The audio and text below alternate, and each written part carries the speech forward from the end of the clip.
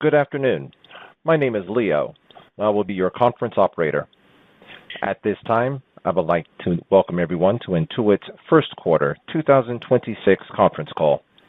All lines have been placed on mute to prevent any background noise. After the speaker's remarks, there will be a question and answer period. If you would like to ask a question during this time, simply press star then the number 1 on your telephone keypad. If you would like to withdraw your question, press star 2. With that, I'll now turn the call over to Kim Watkins, Intuit's Vice President of Investor Relations. Ms. Watkins. Thanks, Leo. Good afternoon and welcome to Intuit's first quarter fiscal 2026 conference call. I'm here with Intuit CEO Sasan Goodarzi and our CFO Sandeep Aujla. Before we start, I'd like to remind everyone that our remarks will include forward-looking statements. There are a number of factors that could cause Intuit's results to differ materially from our expectations. You can learn more about these risks in the press release we issued earlier this afternoon, our Form 10-K for fiscal 2025, and our other SEC filings. All of those documents are available on the Investor Relations page of Intuit's website at intuit.com. We assume no obligation to update any forward-looking statement. Some of the numbers in these remarks are presented on a non-GAAP basis. We've reconciled the comparable GAAP and non-GAAP numbers in today's press release. Unless otherwise noted, all growth rates refer to the current period versus the comparable prior year period, and the business metrics and associated growth rates refer to worldwide business metrics. A copy of our prepared remarks and supplemental financial information will be available on our website after this call ends. With that, I'll turn the call over to Sasan. Thanks, Kim, and thanks to all of you for joining us today. We delivered an outstanding quarter with Q1 revenue growth of 18%, reflecting the exceptional momentum we have across the company. Our AI-driven expert platform strategy is fueling strong growth by helping businesses manage from lead to cash and consumers from credit building to wealth building, all in one place. We're becoming the system of intelligence, leveraging data, data services, AI, and human intelligence, which we will refer to as HI, that everyone depends on to power their prosperity and fuel growth. We're doubling down on the 3 big bets we shared at Investor Day, which represent our largest future growth opportunities. First, we're delivering done-for-you experiences with AI and HI, where customers never lift a finger but are always in control. Second, we're accelerating by putting money at the center.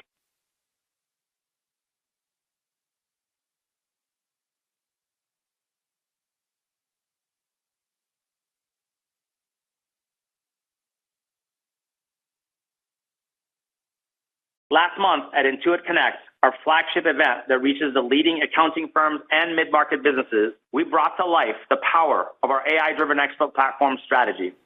We showcased our all-in-one business platform, where a team of AI agents and AI-enabled human experts automate tasks, workflows, business functions, and provide a single pane of glass for customers' KPIs and dashboards, all in one place.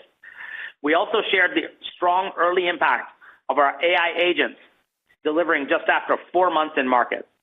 We marked the 1-year anniversary of Intuit Enterprise Suite, our AI-native ERP platform that is disrupting the mid-market. We're proud of the massive advancements we've made, including serving industry-specific needs and building more sophisticated go-to-market motions, including partnering with accounting firms to add new customers to our platform. We introduced Intuit Intelligence, a revolutionary system of intelligence where customers can ask anything. For example, customers can ask questions like, how can I accelerate revenue in the next 6 months? How can I improve margins? Can you show me how to lower my cost of goods sold? And can you add the performance of my top sales reps to my dashboard? Using customers' data and any external data they wish to upload, Intuit Intelligence delivers accurate, personalized, and actionable answers and will execute on a customer's behalf or hand off to a human expert. We have thousands of customers in beta and plan to be a GA soon. And finally, we unveiled Intuit Accountant Suite, an AI-native offering that will transform accounting firms' efficiency and effectiveness in managing their clients, firm, and workforce, all to fuel their success. The suite provides client management and collaboration, multi-service delivery, business planning, and team management, all in one place. Soon, we'll be launching more advanced capacity planning, productivity, and collaboration capabilities, And over time, firms can integrate to other functions. This is a game changer and significantly deepens our partnership with accountants, fueling faster mid-market penetration. And for accountants, it drives tech stack consolidation and efficiency for their firm and encourages them to migrate clients to QBO Advanced and Intuit Enterprise Suite. Attendees walked away from Intuit Connect blown away by the amount of innovation in the last year and a clear message that we are well positioned to fuel their growth. We're continuing to see momentum with our virtual team of AI agents, with 2.8 million customers leveraging these agents to do the work for them. Our accounting agent is saving customers up to 12 hours a month, and our payments agent helps customers get paid on average 5 days faster. We recently launched a payroll agent that automates tasks that typically take mid-market businesses 2 to 3 hours to complete each month, such as collecting hours directly from employees, spotting anomalies, and generating insights, and sending customers a ready-to-approve draft of their payroll via text. We also launched a sales tax agent, which automatically helps businesses stay compliant. The combination of AI and HI is resonating, with QuickBooks Live customer growth of 61% in Q1. Zooming out, it's now clear we are delivering done-for-you experiences with AI and HI that will eventually do everything for our customers, powering their growth, saving them time and money, and consolidating their tech stack. We're making strong progress across our all-in-one platform, which includes accelerating money benefits by putting more money at the center of everything we do. We saw total online payment volume for our payments and bill pay customers grow 29%, reflecting continued momentum helping our customers get paid faster and better manage their cash flow. Turning to mid-market, we continue to make strong progress serving larger and more complex customers with approximately 40% growth for online ecosystem revenue for QBO Advanced and Intuit Enterprise Suite in Q1. Mid-market customers are over-digitized with their data trapped in a number of applications that take too much time and money to manage. Our offerings help businesses achieve their growth goals by automating complex tasks, workflows, and functions, and delivering insights and recommendations all in one place. Our AI-native ERP platform is disrupting the legacy way of managing their business, and the ROI is clear, with a Forrester study estimating that customers can see nearly 300% return on investment over 3 years when using Intuit Enterprise Suite. This value proposition is resonating.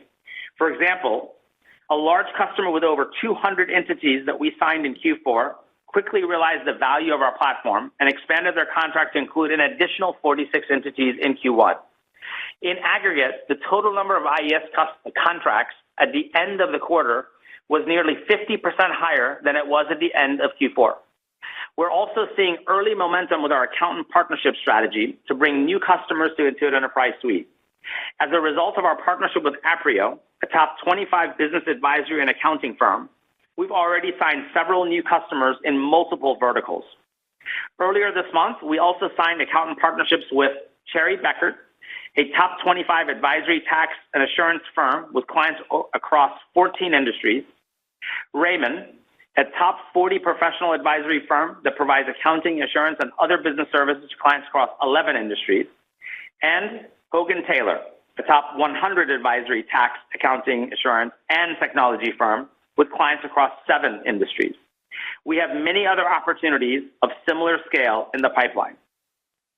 Turning to our consumer platform, our AI-driven expert platform is delivering done-for-you experiences for consumers, from credit building to wealth building, to make smarter financial decisions year-round with confidence. We're seeing strong momentum in the areas that matter most, with TurboTax Live revenue growth of 51% in Q1, reflecting continued strength as we concluded the 2024 tax season. Credit Karma had a strong quarter. In fiscal year 2025, we saw a several-point increase in share of member originations for personal loans and credit cards, and we believe share gains continued in Q1 as members and partners find value in our platform. These strong results and the introduction of significant innovation with done-for-you experiences, AI-powered local expertise, and faster access to money show the power of one consumer platform. Our done-for-you innovations include Credit Spark, where everyday payments build your credit score, as well as several agentic AI assistants. For example, our debt assistant will craft and deliver personalized debt paydown plans. Our refund assistant will give a personalized recommendation when the customer receives their tax refund to pay down debt, build an emergency fund, build credit, or invest for the future. And with our tax assistant, consumers who answer easy, quick questions in Credit Karma year-round can have up to 80% of their taxes ready to go at tax time. We're also expanding our AI-powered local presence, making local expertise more accessible than ever with a larger service footprint, as customers are 5 times more likely to book up with a pro within 50 miles. This local presence will also help us further scale business tax, which grew 3x last year. With our virtual or in-person filing and consultation options, we're offering the best experience, price, and speed to money. This is data, AI, and HI powering prosperity for consumers and businesses. One of our superpowers is experimenting and learning from our customers, and then scaling what works.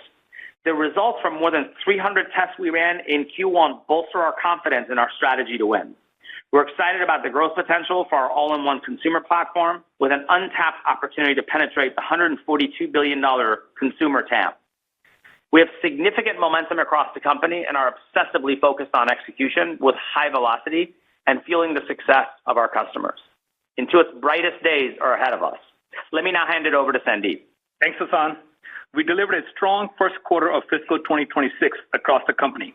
Our first quarter results include revenue of $3.9 billion, up 18%, GAAP operating income of $534 million versus $271 million last year, non-GAAP operating income of $1.3 billion versus $953 million last year, GAAP diluted earnings per share of $1.59 versus 70 cents a year ago, and non-GAAP diluted earnings per share of $3.34 versus $2.50 last year, reflecting our overall disciplined approach to managing the business, including continued AI efficiencies.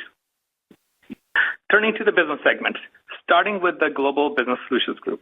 We continue to make progress serving businesses with our all-in-one platform and delivering done-for-you experiences with expertise. Global Business Solutions Group revenue grew 18% during the quarter, or 20% excluding MailChimp, while online ecosystem revenue grew 21% in Q1, or 25% excluding MailChimp. This includes approximately 40% growth for online ecosystem revenue for QBO Advanced and Intuit Enterprise Suite that serve mid-market. Online ecosystem revenue for small businesses and the rest of the base grew a strong 18%. We saw robust growth in both online accounting and online services in Q1. QuickBooks Online accounting revenue grew 25% from higher effective prices, customer growth, and mix shift. Online services revenue grew 17% in Q1, or 26% excluding MailChimp. This growth was driven by Money, which includes payments, capital, and bill pay, as well as payroll. Within Money, revenue growth in the quarter reflects payments revenue growth, which was driven by customer growth, an increase in total payment volume per customer, and higher effective pricing, as well as QuickBooks Capital revenue growth. Total online payments volume, including bill pay, grew 29% in Q1, reflecting our continued momentum in payments and adoption of our bill pay offering. Online payment volume growth, excluding bill pay, was 18%, relatively consistent with the range we've seen over the last several quarters. Within payroll, the revenue growth in the quarter reflects mix shift, customer growth, and higher effective prices. Within MailChimp, revenue was down slightly versus a year ago, in line with our expectations for the quarter. We continue to target double-digit growth for MailChimp exiting fiscal 2026. We are seeing strong results from a mid-market sales team within MailChimp with several recent larger customer wins, as well as increasing retention rates in the mid-market segment. We are continuing to invest more in go-to-market for these higher-value customers and beginning to increase broader go-to-market spend to drive acquisition of smaller customers. Turning to desktop ecosystem revenue grew 6% in Q1, and QuickBooks Desktop Enterprise revenue grew in the low double digits in Q1. We expect desktop ecosystem revenue to grow low single digits in fiscal 2026. Turning to our consumer platform, we are pleased with our strong momentum. Q1 revenue grew 21%, driven by Credit Karma revenue, which grew 27%. TurboTax revenue grew 6%, and ProTax revenue grew 15%. Within Credit Karma, The revenue growth reflects continued momentum with our members and partners. On a product basis, personal loans accounted for 13 points of growth, credit cards accounted for 10 points, and auto insurance for 3 points. Looking ahead, the results from more than 300 go-to-market and product experience tests run during Q1 bolster our confidence in our strategy to win this upcoming tax season. We are excited about the opportunity ahead for our all-in-one consumer platform powered by AI, human intelligence, and data to empower customers to take year-round control of their finances, from credit building to wealth building, while driving monetization for Intuit. Shifting to our balance sheet and capital allocation. Our financial principles guide our decisions. They remain our long-term commitment and are unchanged. We finished the quarter with $3.7 billion in cash and investments and $6.1 billion in debt on our balance sheet. We repurchased $851 million of stock during the first quarter. And depending on market conditions and other factors, our aim is to be in the market each quarter. The board approved a quarterly dividend of $1.20 per share, payable on January 16, 2026. This represents a 15% increase versus last year. Moving on to guidance. We are reaffirming our fiscal 2026 guidance. This includes total company revenue of $20.997 billion to $21.186 billion, growth of 12 to 13%. Our guidance includes Global Business Solutions Group revenue growth of 14 to 15%, of 15.5 to 16.5% revenue growth excluding MailChimp. Our guidance also includes overall Consumer Group revenue growth of 8 to 9%, including TurboTax growth of 8%, Credit Karma growth of 10 to 13%, and ProTax growth of 2 to 3%. GAAP diluted earnings per share of $15.49 to $15.69, growth of 13 to 15%, and non-GAAP diluted earnings per share of $22.98 to $23.18, growth of 14 to 15%. We expect a GAAP tax rate of approximately 23% in fiscal 2026. Our guidance for the second quarter of fiscal 2026 includes total company revenue growth of 14 to 15%, GAAP earnings per share of $1.76 to $1.81, and non-GAAP earnings per share of $3.63 to $3.68. You can find our full fiscal 2026 and Q2 guidance details in our press release and on our fact sheet. Before I turn it over to Sasan, I want to share that Kim Watkins had made the decision to leave Intuit to pursue a new opportunity outside the company. And this will be her last earnings call. I want to take a moment to thank her for her tremendous contributions and partnership over the years.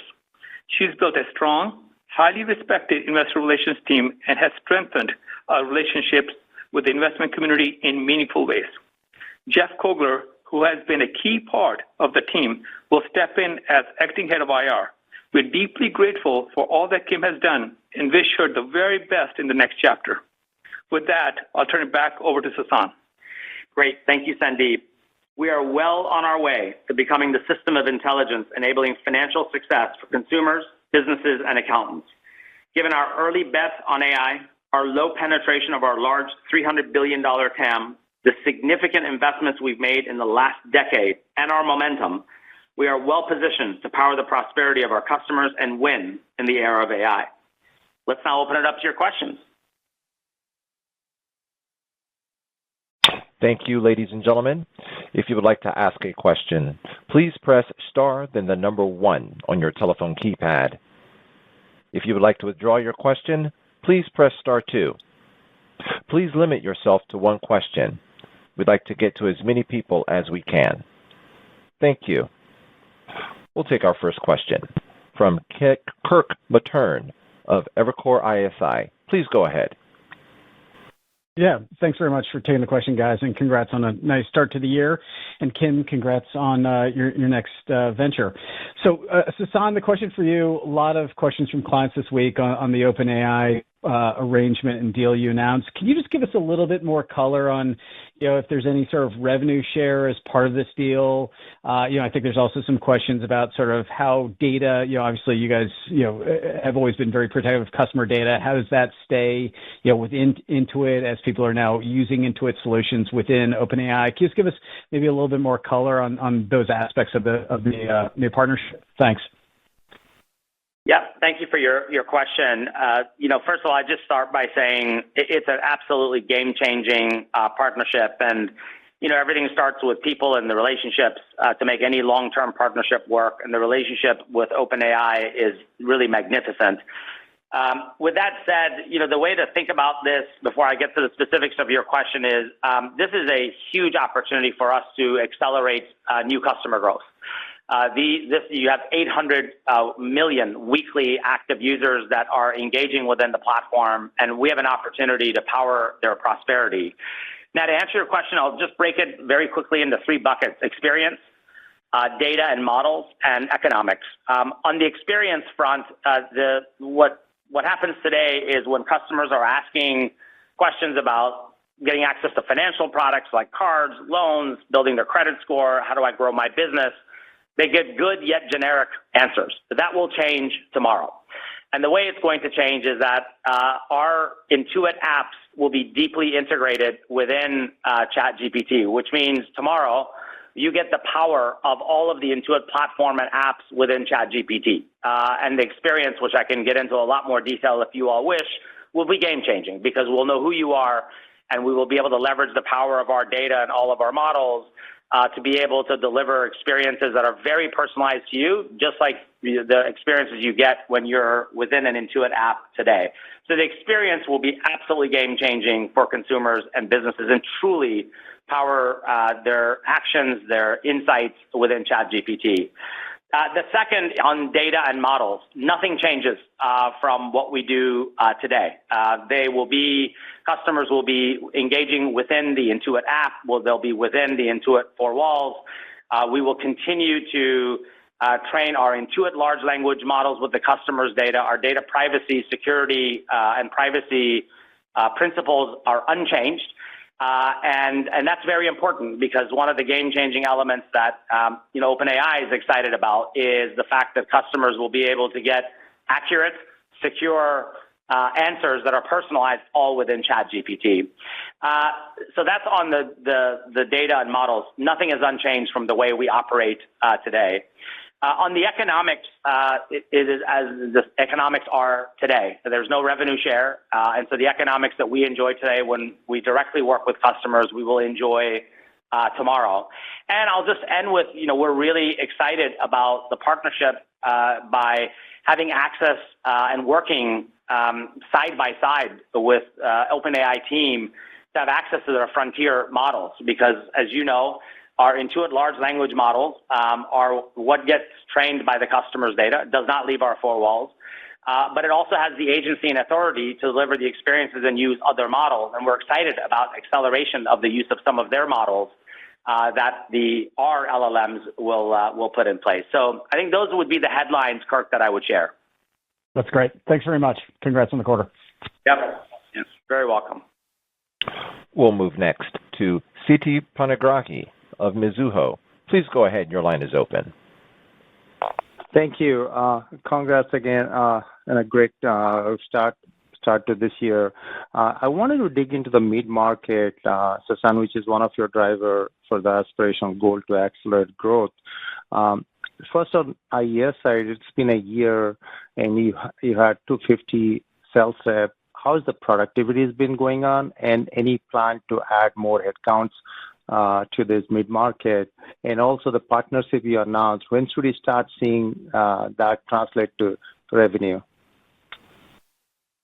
Yeah, thanks for the question, Siti. I'll break it down into three things: awareness, our platform innovation, and accountants. First and foremost, we're just starting to press on the gas with awareness in terms of showing up to conferences. We were just at the Faith Conference in New York. We were everywhere to raise awareness because as much success as we've had, very few people still know about Intuit Enterprise Suite. And what a disruptive AI-driven and AI-native ERP platform that it is. So we're doing a lot around awareness. One element is conferences, webinars, to really get the word out there. The second is the platform innovation is just accelerating, and it's having a dramatic impact with customers now across many verticals starting to refer us to customers like them, whether it's wealth management, whether it's dentists, whether it's construction. The impact from our innovation and now beginning to customize and launch vertical-specific KPIs and dashboards is incredibly important and incredibly powerful. And more than ever, we win on experience, price, and total cost of ownership.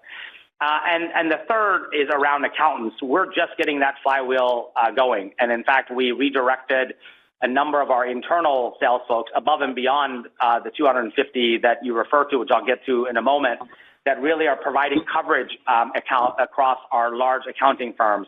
And what you should look at is these are really bets to come. We expect acceleration from these large partnerships that we've announced and many that are in the works to contribute to the back half of the year and into next year. We're actually not counting on that, but it's an important point to put out there, which is this is where the network effect comes in, because we had the largest firms at Intuit Connect, and I personally have been meeting with these large firms, and they're blown away by our innovation and how they can use our platform to be able to drive accelerated growth. And our productivity is significantly improving when we look at the last several quarters, and we would expect to start adding more headcount in the coming quarters. So those would be the way I would break down the answer to your question. We're really excited and bullish about what's possible.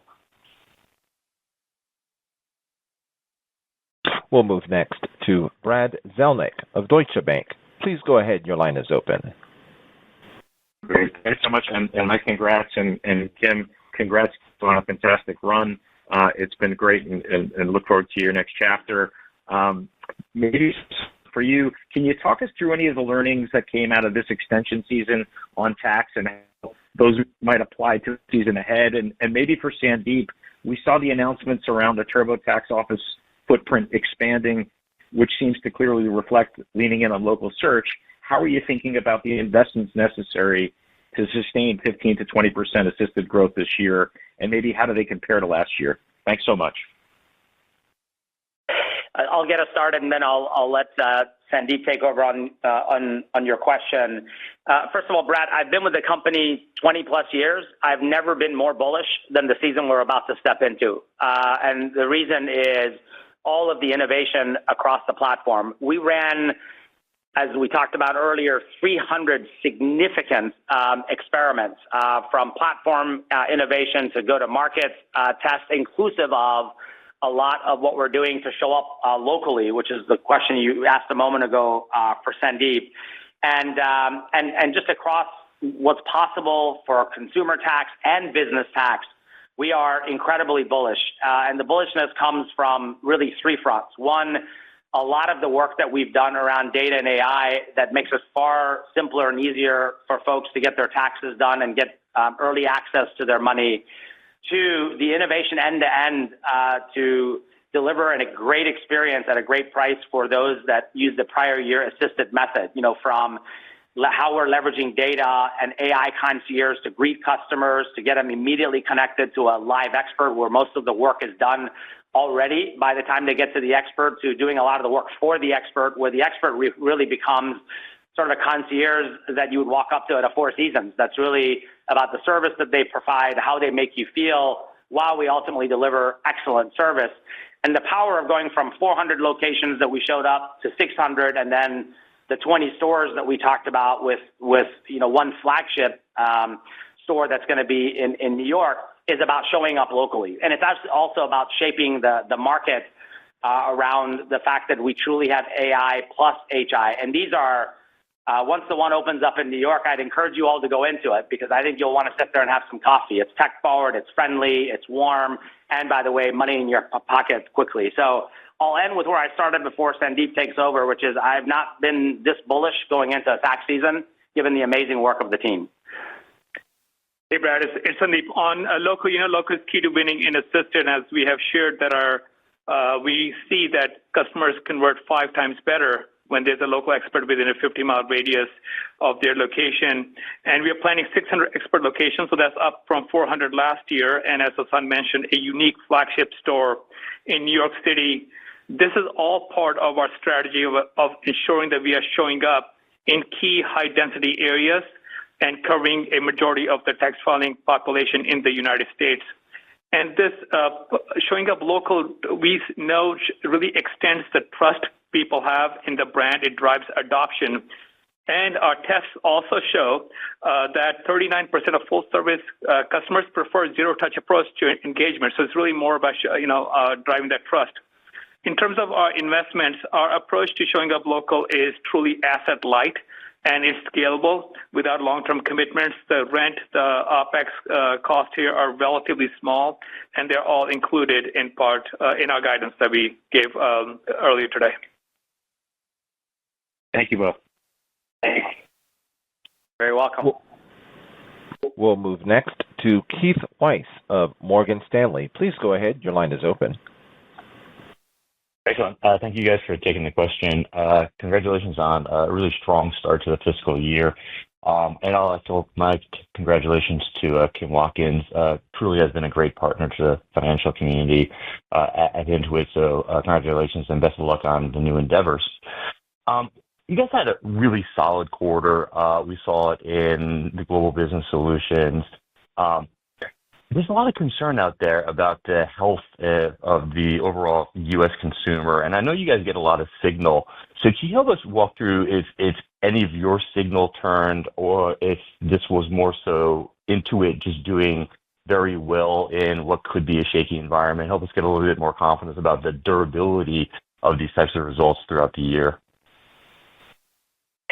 Yeah, Keith, thank you for the question. I'll actually tag team this with Sandeep. I would say two things. One, what we see in our data across the 100 million consumers and 10 million plus businesses that we serve is stability. To provide more specifics, profits and cash flows are stable and up. One of the things Sandeep and I and the team looks a lot at is payroll hours worked, and payroll hours worked are actually up. And as you can imagine, we're not concentrated in any particular industry, so we see a lot of industries. So if you double click, you see things like IT services, construction, manufacturing that are actually up quite nicely compared to the year prior. And then you see places like real estate and lending that are down compared to the prior year.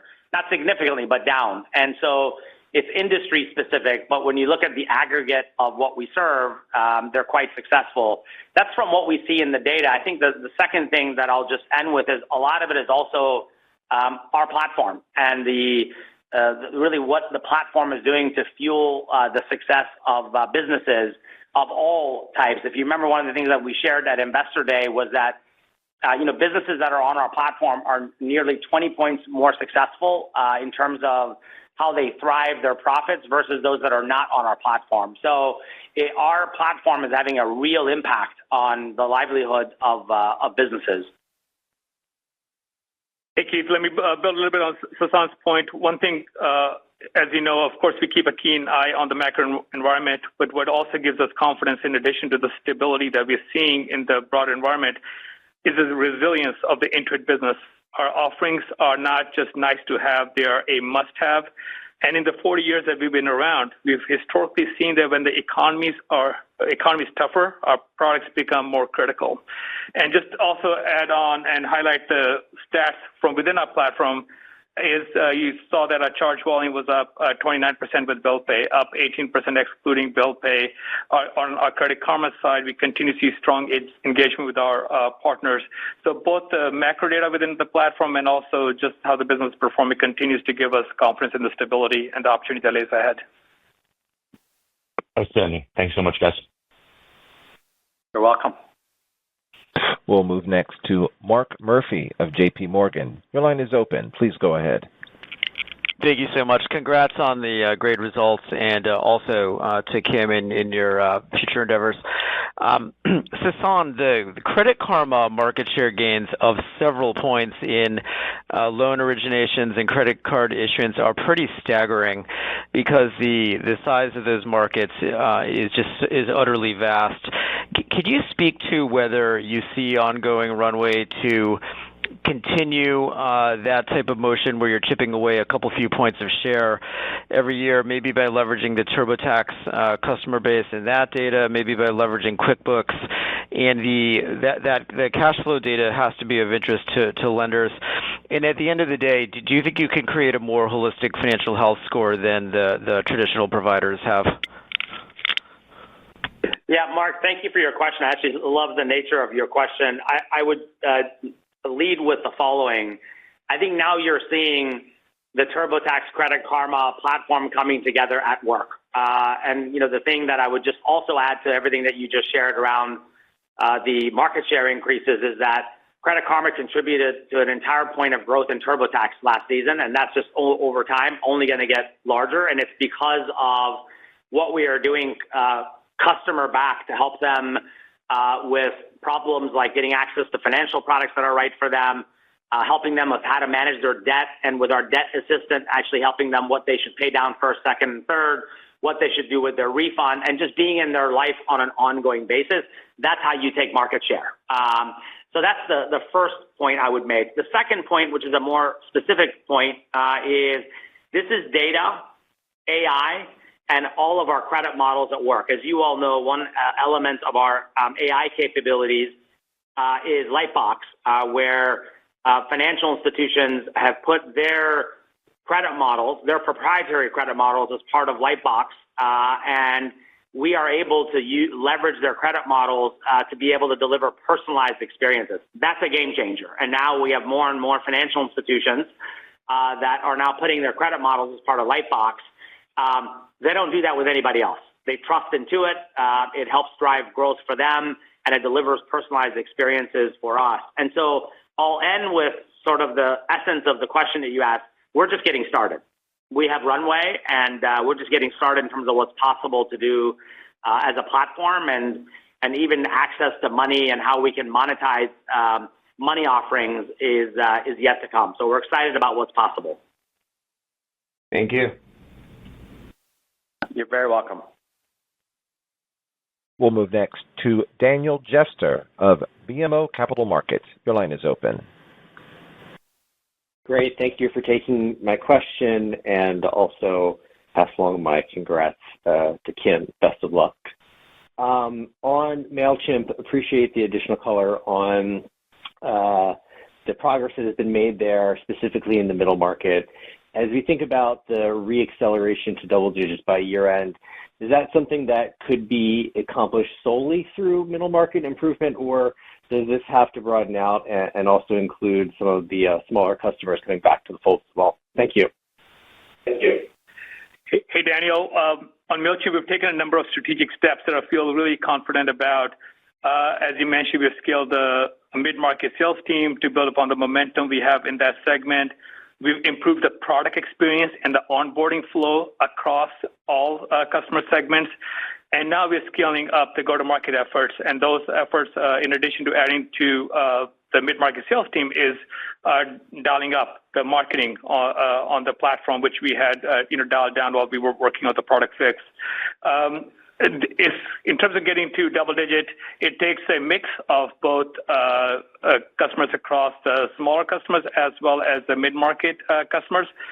We have good momentum, and it's really going to be around early calendar year and springtime that we'll have a solid read on the MailChimp progress. Okay, thank you very much. Absolutely. Welcome. We'll move next to Alex Zukin of Wolfe Research. Your line is open. Please go ahead. Hey guys, thanks for taking the questions, and I apologize for the background noise. I guess maybe can you speak to some of the margin leverage and efficiencies that you're seeing from deploying some increasing AI leverage and just any other efficiencies that you're seeing that are durable given continued outperformance on margins here that we're seeing now for, I think, like the third or fourth straight quarter? Anything you can add there would be super helpful. Hey, Alex. we continue to feel really super confident about the ability as an organization to continue to scale margin. That comes not just from efficiency, but just the way we run the business, leaning on economies of scale, being disciplined about when and how and where we are allocating our capital to maximize the ROI on it, and of course, complementing our workforce with AI technology to truly unleash their productivity. Areas that we continue to see strong improvement are across our technology organization using AI to improve the productivity of the sales force, our time to market with how we are rolling out code. Across our customer success organization, as you know, a lot of that work is rules-based, super applicable for the AI to help complement those areas. And then across our entire organization, whether it's in finance, whether it's in legal, HR, you name it, using AI to unleash the productivity of our employee base. What you should continue to hold us accountable to is the discipline that we have demonstrated over the past multiple years. That same discipline continues. And it's not just about the AI efficiencies, but it's all about the learning, the culture of seeing what worked and where we lean in. Marketing, we did marketing last year. There's many tests that worked, and we scaled them. There are other things that didn't work, and we shut them off. That's a discipline you should all continue to hold us accountable to. Excellent. I just want to give a big shout out to Kim. It's been a true pleasure working with you, and can't wait to see where your next adventure takes you. Thank you so much. Thank you, Alex. We'll move next to Kash Rangan of Goldman Sachs. Your line is open. Hard to follow Alex Zukin, but I'm going to try my best. So I look at my congrats to Kim, but also to Jeff, incoming. He's been waiting for a while, so well-deserved promotion. The question for you, Sasan, is the delta and growth rates between accounting, which certainly is very, very strong, and online services. It's a little bit of a wider delta than what I would. Maybe some of it has to do with MailChimp in there. I remember the good old days. Intuit online services would typically grow faster than accounting because of the payroll payment attached, that sort of thing. Is there a break in that pattern that explains this performance, and that since you're getting going with IES, maybe there's a bit of a heavy accounting finance emphasis, and maybe these services will follow suit in the future? If you can just help me understand the cycle of what you're going through, that'll be great. And since it's my last Intuit call, I wish you many successes in your journeys ahead. Thank you. Hey, Kash, it's Sandeep. Let me take this one. We continue to see tremendous opportunity across money and payroll offerings on our platform. It's a key part of our addressable market, and it's a key part of the $90 billion addressable market that we have on mid-market as well. The deceleration that you're referring to is really due to pricing. That was a contribution in the last 4 quarters, and now we are lapping that across both payments and payroll. We continue to see strong momentum in our core business, and I would point you to the charge volumes, 18% overall, 29% bill pay, and we're seeing improved adoption of services across both small and mid-sized businesses. As you pointed out, with some of these things, it takes a while for those volumes to ramp up as they're shifting their service providers. Furthermore, the innovation that we're rolling out, whether it's our agents, whether it's the new QuickBooks user interface, they provide us more opportunities to build upon the strength we have in platform adoption in services over time. So I would not read too much into that deceleration. We are quite excited about the opportunity that lays ahead. And Kash, we wish you an amazing retirement. Thank you so much. Much appreciated. Here's to the road ahead. We'll move next to Raimo Lenschow of Barclays. Your line is open. Please go ahead. Hey, thanks. And following Kash is always an honor.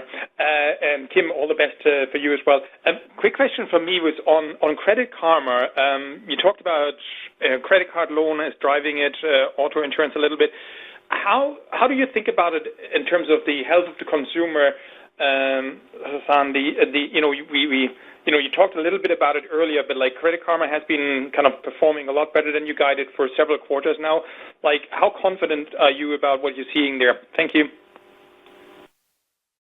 Yeah, let me start with one element, and I'll tag team this with Sandeep. And actually, this is really important to leverage this opportunity for everyone to make a really broader point. Credit Karma is working because of all the innovation that we've done customer back and the integration with TurboTax. So if you really think about the 45 million monthly active users, the fact that they engage more than 5 times a month, and the fact that we now can help them with so many things more compared to when we first bought Credit Karma. When the member has the opportunity to understand what to do with their debt, to get access to financial products like credit cards, personal loans, insurance, where they can get their taxes done, get help with what they can do with their money, get early access to that money, that customer then engages more and engages more because of the trusted benefits and the insights that they're getting, but also the fact that things are personalized and we're doing it for them. And so that is what helps us then be able to accelerate taking market share that Sandeep and I talked about earlier. So that's a really important element to think about. It's not just about the health of the consumer. It's actually about what we are now doing for the consumer that is so far more advantageous for the consumer versus where we were just even a year ago to 2 years ago. And from just a health perspective, credit scores and balances are generally stable. Credit scores over the last several years have, for the near prime customers and subprime customers, have gone down 10 plus points, but they've sort of stabilized. And credit balances and credit card balances, although higher for Gen Z by 20 to 30% now versus a couple of years ago, they've generally stabilized. So that's what we see from a consumer health perspective. But I think the most important is the innovation that I talked about earlier. Let me just also invite Sandeep to add a few thoughts. Raimo, the only addition I would double down on is really the innovation that we're driving across the platform. Is that innovation that's helping our partners see better ROI of their spend on our platform, which is why we continue to take share. That's a tailwind into the business driven by innovation. Also, from a consumer point of view, if the economy does get to a place where the consumer is under pressure, they'll be looking to a trusted platform to understand where they can consolidate debt on personal loans. Keep in mind, some of these near prime customers, if they apply for a credit card where they get dinged, they could become subprime. And this is where our innovation such as Lightbox gives the customer the utmost confidence of their odds of getting approved. These are all innovations that are key to driving confidence and allowing us to continue to take share regardless of the macro environment. Okay, very clear. Thank you. Well done. You're very welcome. We'll move next to Michael Turrin of Wells Fargo Securities. Please go ahead. Your line is open. Hey, great. Thanks so much. Appreciate you taking the questions. Just a quick two-parter on the numbers, if I may. In terms of the QBO strength, you mentioned price is a leading factor there. So just any commentary you can add on how we should think about the shape of pricing contribution on that line throughout the rest of the fiscal year. And then on margin, fiscal Q1 was very strong. 2Q was a touch lower than we were maybe modeling. So can you just also speak to expense timing and whether there are marketing-specific impacts to consider between those quarters as we're updating our forecast? Thank you.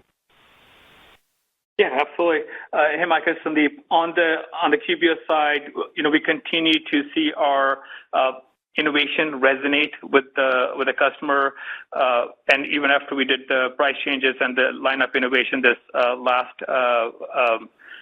July, we saw that our customer attrition again came in below our expectations. So just highlighting how the pricing power we have, as well as how well the innovation truly is resonating with our customers. And when we see some of this innovation, such as 45% of our customers telling us that they're saving up to 12 hours a month, that's a meaningful increase in their productivity or getting paid 5 days faster. That's a meaningful increase to the net working capital. So I would highlight these as areas where we're driving innovation, and it's resonating. The pricing contribution is relatively consistent throughout the 4 quarters. And the other thing I'll point out on QBO is the momentum we have, as I pointed, with the 40% revenue growth in IES, as well as in QBO Advanced. That is a contributor to the accounting line on the online ecosystem. The second part of your question was around margin. So a couple of things I would point out there. If you look across the first half, we are actually ahead of what the street expectations were on our margin. And what we solve for is for the full year, and I continue to feel really confident in our ability to deliver on our commitments for the full year. There's always things any one quarter. For example, we learned from our consumer marketing this past year that allowed us to really hone in the timing of the spend between Q1 and Q2 to really maximize that ROI. So it's really our continued discipline in spend management, making sure we're maximizing the money that we're driving with our spend that drove some of the shift. But look across the first half, and you'll see that we are nicely ahead of consensus on both revenue as well as EBIT. Appreciate all the details there. Thank you. Absolutely. We'll move next to Steve Enders of Citi. Your line is open. Please go ahead. Okay, great. Thanks for taking the question here, and congrats to Kim as well. I guess I want to ask on the in-person, TurboTax experience that you're rolling out here. I guess what's the hope, or what's the kind of view of maybe how that changes the types of customers, or could change the dynamics going through tax season here.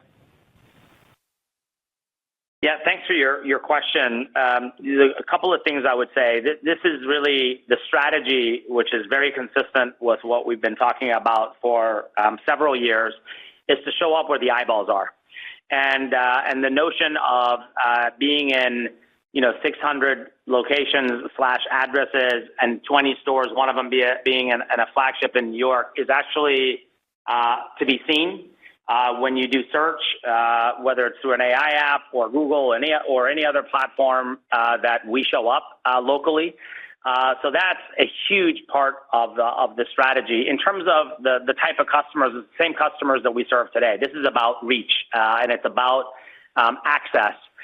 Because what we have found is when we engage a customer and a customer finds us and we find the customer and we are where the customer is, we win hands down based on experience, price, and then access to money. So this is just based on our incredible progress last year, the incredible results last year. What you're seeing is we're just doubling down on winning in the assisted segment, and this is one key how to do just that. Perfect. Thanks for taking the question. Yep, you're welcome. We'll move next to Brent Thill of Jefferies. Your line is open. Please go ahead. Thank you. This is John Dion on behalf of Brent Thill. Just kind of one question. So one of the advantages of Intuit's platform is the ability to consolidate, the dozens of apps for small businesses. I just wanted to see if you could talk about in the progress there, and then maybe compare between the small businesses versus the mid-market. How you're reaching the potential. Thank you. Yeah, thank you for your question. It is really the essence of why we are winning.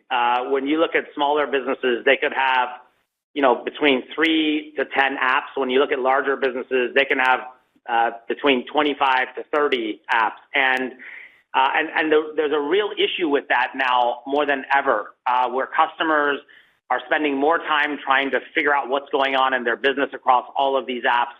They're actually spending more money than they did before, and they're getting less value because they may have fallen in love with 3-4 apps, but then when they zoom out, they don't know what's going on in their business.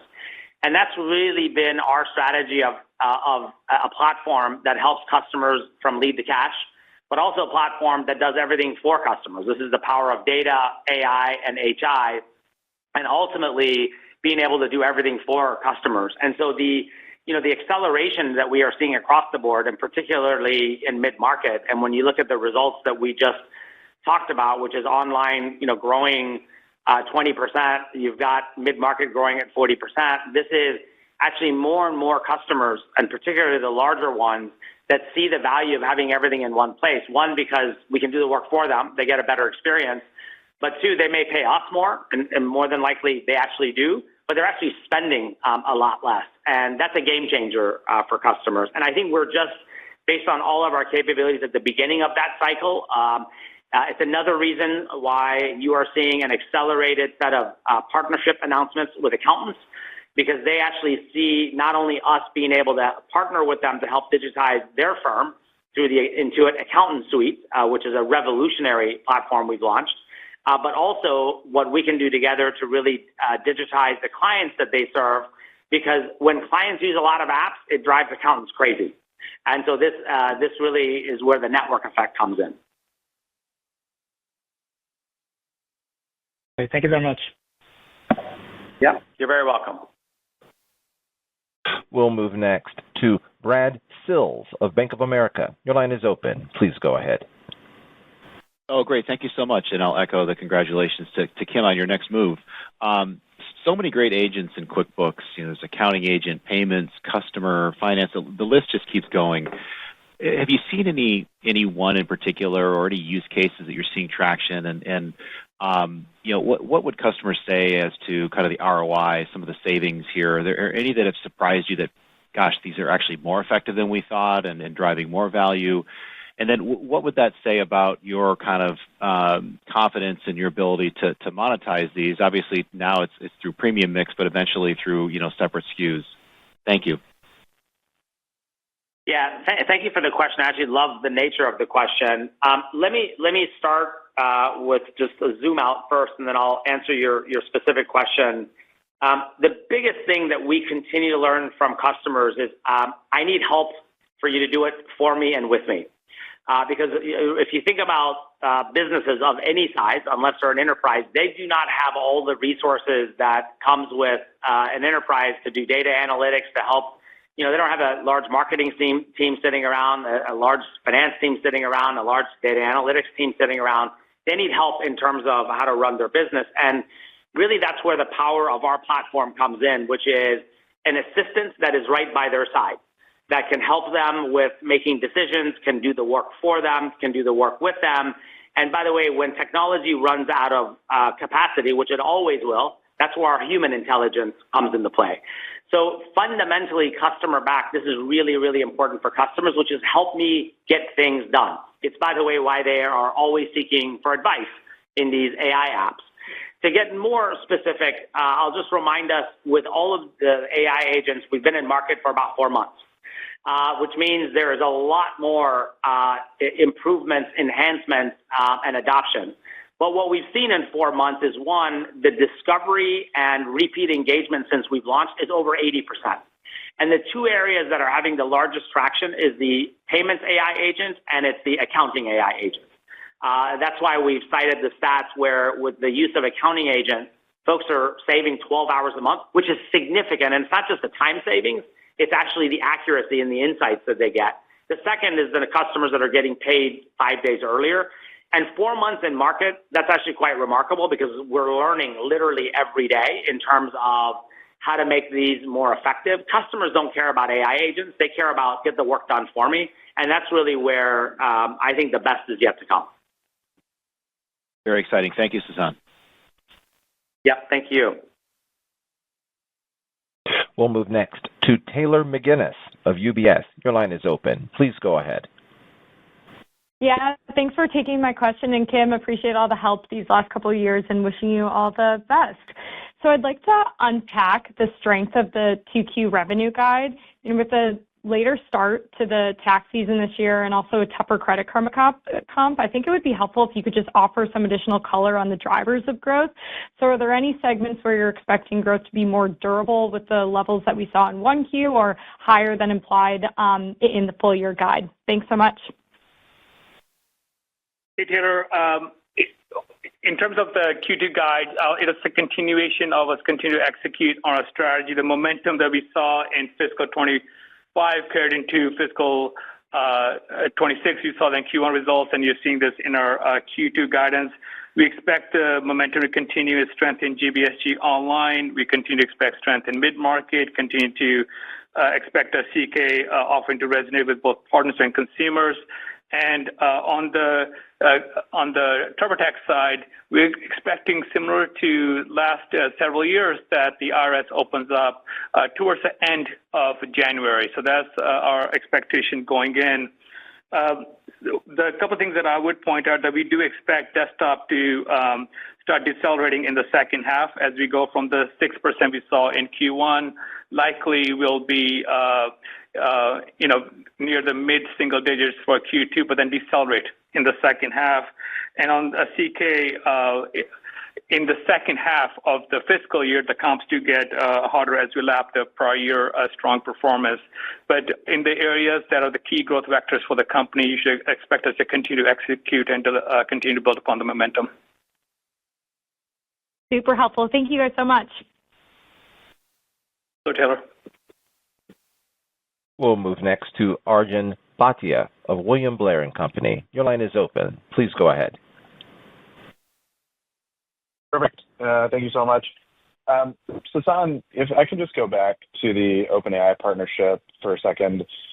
I know this is just about to come live, but I'm curious if you would just venture to take a guess on when you think customers would use Intuit apps inside ChatGPT versus when they would use kind of core or use Intuit within your own applications and use your Intuit intelligence capabilities, which also have sort of natural language answers. And I'm wondering if, in your perspective, if that makes a difference at all, or if your goal is kind of just to drive increased engagement and maybe that drives more attach of services and agentic adoption and all the other good things that come with increased usage. Yeah, thank you for your question. I'll start by saying companies that win will be companies that have platforms and that they are where the eyeballs are. And that's really what we're doing with this partnership with ChatGPT. It's really, for us, it doesn't matter whether a customer comes directly to using our platform or we are where they are within an AI app, in this case, ChatGPT. Because as I mentioned earlier, one, they get personalized experiences right within ChatGPT. Two, they're using our apps, and so the accuracy, safety, privacy is all protected. It's unchanged. And we get to enjoy the economics that we enjoy today. So what we care about is actually being where the customer is and making it easy for the customer to have the experiences that they need to have.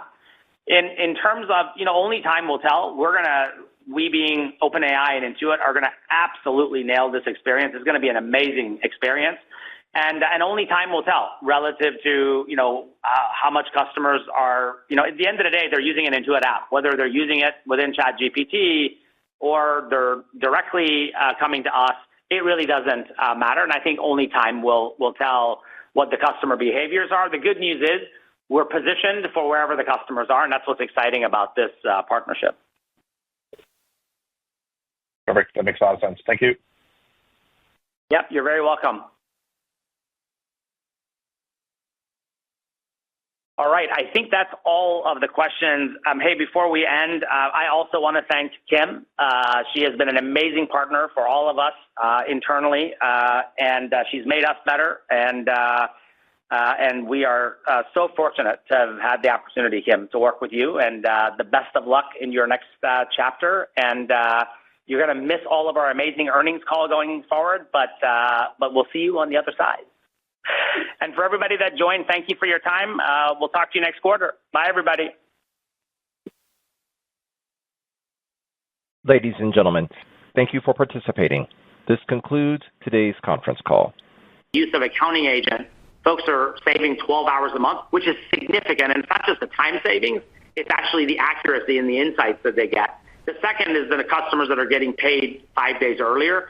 And 4 months in market, that's actually quite remarkable because we're learning literally every day in terms of how to make these more effective. Customers don't care about AI agents. They care about get the work done for me. And that's really where I think the best is yet to come. Very exciting. Thank you, Sasan. Yeah, thank you. We'll move next to Taylor McGinnis of UBS. Your line is open. Please go ahead. Yeah, thanks for taking my question. And Kim, appreciate all the help these last couple of years and wishing you all the best.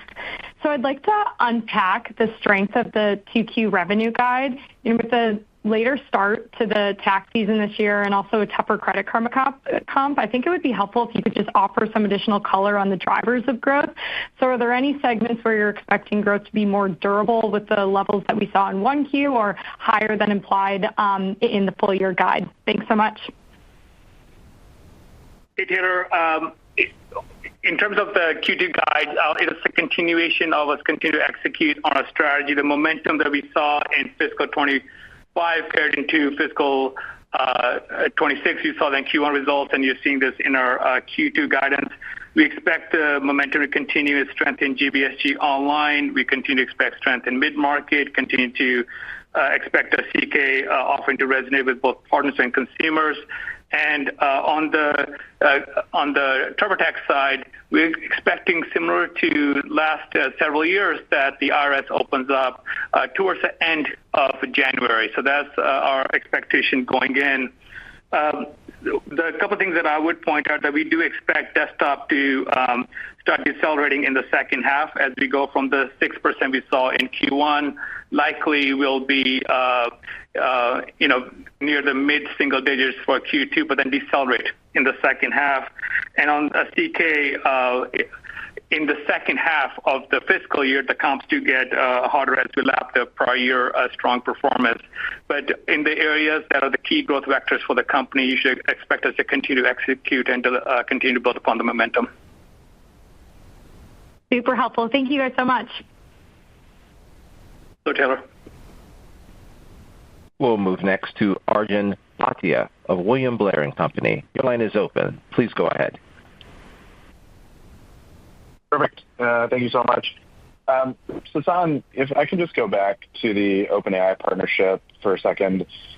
I know this is just about to come live, but I'm curious if you would just venture to take a guess on when you think customers would use Intuit apps inside ChatGPT versus when they would use kind of core or use Intuit within your own applications and use your Intuit intelligence capabilities, which also have sort of natural language answers. And I'm wondering if, in your perspective, if that makes a difference at all, or if your goal is kind of just to drive increased engagement and maybe that drives more attach of services and agentic adoption and all the other good things that come with increased usage.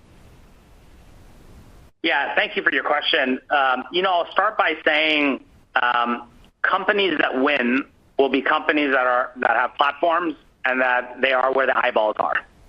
And that's really what we're doing with this partnership with ChatGPT. It's really, for us, it doesn't matter whether a customer comes directly to using our platform or we are where they are within an AI app, in this case, ChatGPT.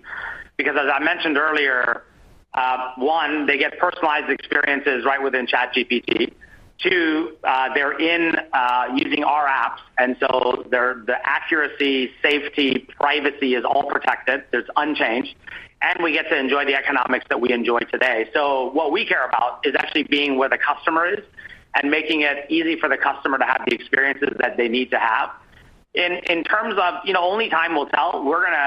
We being OpenAI and Intuit are going to absolutely nail this experience. It's going to be an amazing experience. And only time will tell relative to, how much customers are, at the end of the day, they're using an Intuit app, whether they're using it within ChatGPT or they're directly coming to us. It really doesn't matter. And I think only time will tell what the customer behaviors are. The good news is we're positioned for wherever the customers are, and that's what's exciting about this partnership. Perfect. That makes a lot of sense. Thank you. Yep, you're very welcome. All right, I think that's all of the questions. Hey, before we end, I also want to thank Kim. She has been an amazing partner for all of us internally, and she's made us better. And we are so fortunate to have had the opportunity, Kim, to work with you. And the best of luck in your next chapter. And you're going to miss all of our amazing earnings call going forward, but we'll see you on the other side. And for everybody that joined, thank you for your time. We'll talk to you next quarter. Bye, everybody.